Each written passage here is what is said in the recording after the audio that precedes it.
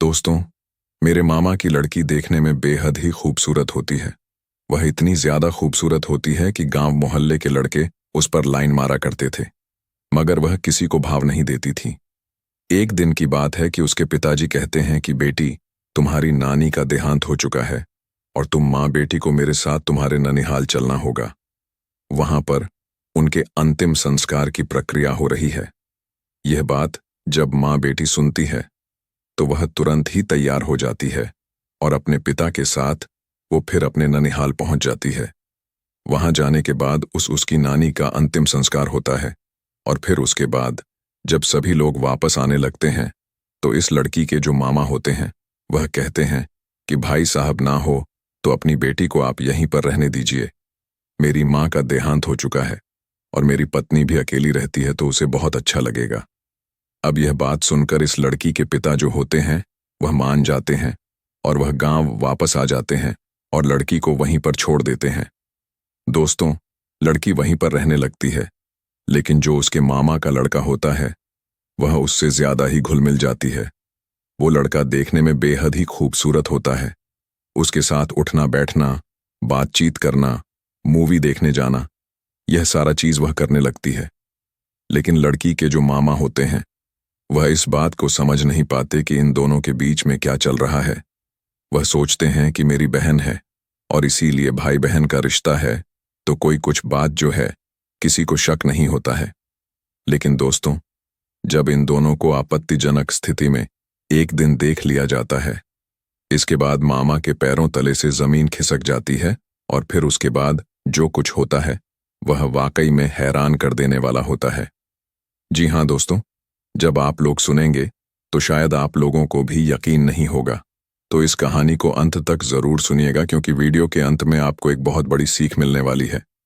तो चलिए आइए जानते हैं पूरी घटना इस वीडियो में। लेकिन वीडियो में आगे बढ़ने से पहले बस वही छोटी सी रिक्वेस्ट है कि वीडियो को लाइक कर दीजिएगा, चैनल को भी सब्सक्राइब कर दीजिएगा ताकि मेरा हौसला बढ़ता रहे। दोस्तों, ये सच्ची घटना है उत्तर प्रदेश की मैनपुरी की। वहां पर एक परिवार होता है। उस परिवार में एक लड़की होती है जिसकी उम्र 18 साल की होती है। वह देखने में बेहद ही खूबसूरत होती है और उसका नाम निशा होता है।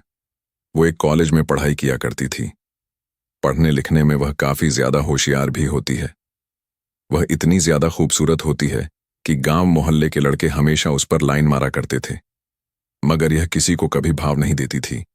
उसके पिता जो होते हैं वह मेहनत मजदूरी का काम किया करते हैं। मेहनत मजदूरी करके वह घर गृहस्थी अपने चलाया करते थे। वह एक दिन तिल मेहनत मजदूरी करने के लिए बाहर गए हुए थे। तभी उनके पास अचानक फोन आता है कि उनकी सास का देहांत हो चुका है। अब वह काम को छोड़कर घर पर आते हैं और निशा से कहते हैं कि बेटी, तुम लोग जल्दी तैयार हो जाओ, तुम्हारी नानी का देहांत हो चुका है। यह बात जब घर के लोग सुनते हैं तो रोना पीटना शुरू हो जाता है।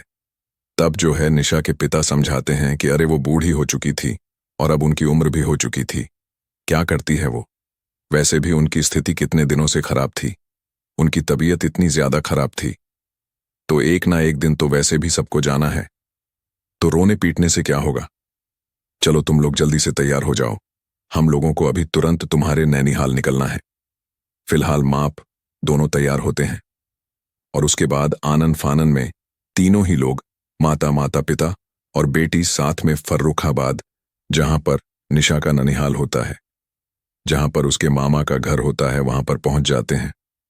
वहां पर पहुंचने के बाद देखते हैं कि बॉडी थी वह सामने रखी हुई थी और जो निशा की नानी थी वह मृत अवस्था में पड़ी हुई थी और उनके दाह संस्कार की अंतिम प्रक्रिया हो रही थी। सभी लोग जब पहुंच जाते हैं उसके बाद उसकी नानी का अंतिम जो संस्कार होता है वह किया जाता है। उसके बाद जब 2-4 दिन का समय गुजर जाता है तब सभी लोग अपने पन्ने घर को जाने को शुरू कर देते हैं। तो जो निशा के मामा होते हैं वह कहते हैं कि भाई साहब ना हो तो आप अपनी बेटी को कुछ दिन के लिए यहीं पर छोड़ दीजिए। आप जानते हैं कि मेरी पत्नी अब अकेली रह रही है। अगर आपकी बेटी यहाँ पर कुछ दिन तक रह जाएगी तो मेरी पत्नी को अच्छा लगेगा, वह भी इस गम से जल्दी बाहर आ जाएगी। इस बात